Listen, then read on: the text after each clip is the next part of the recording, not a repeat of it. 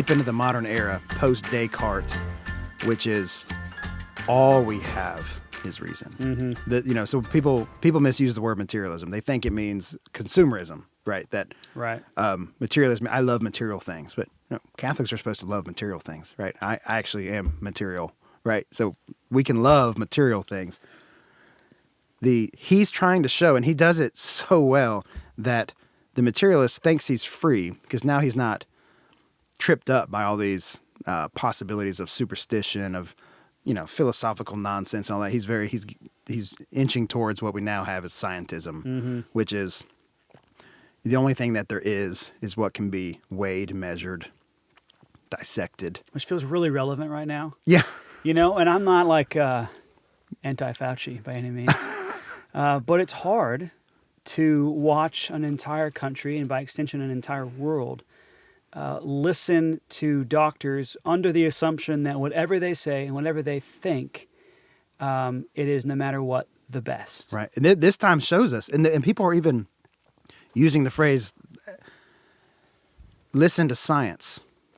And they literally cannot imagine that there's a higher plane of wisdom. Yeah. And that there's a higher plane of existence than kind of deductive reasoning. That if we can't weigh it, measure it, dissect it, it's not real. But you can only dissect dead things, right?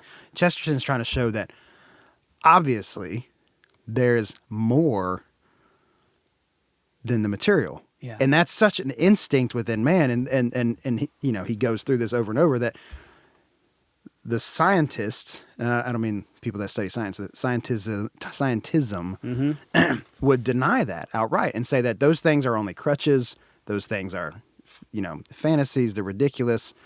But Chesterton's trying to show, before he kind of proves it, our natural instinct from perennial human life is that there's actually more to this. Yeah, so that, right. The ancient philosophers would say that, the beast of the field sniffs around the ground, right? That's what he looks at.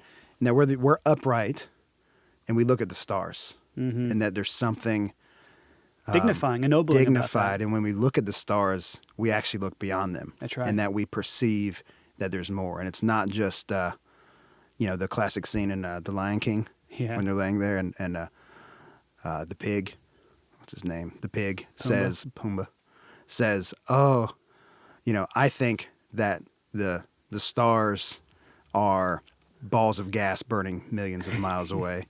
The little rat thing, what's his name? Timon. Yeah. You're well cultured.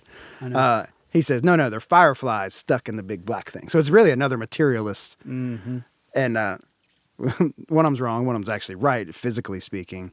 And then Simba has that talk about how, no, it's the Father's looking down on us, right?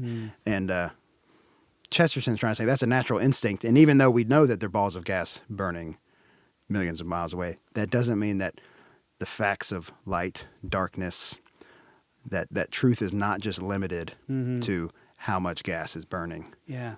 That there's more to us than that. And that's so obvious that to deny it, as he finishes the chapter and keeps going, to deny that is what makes you insane. That's right. Not to believe in fairies doesn't make you insane. It's actually not believing in at least the possibility of something other. Yes.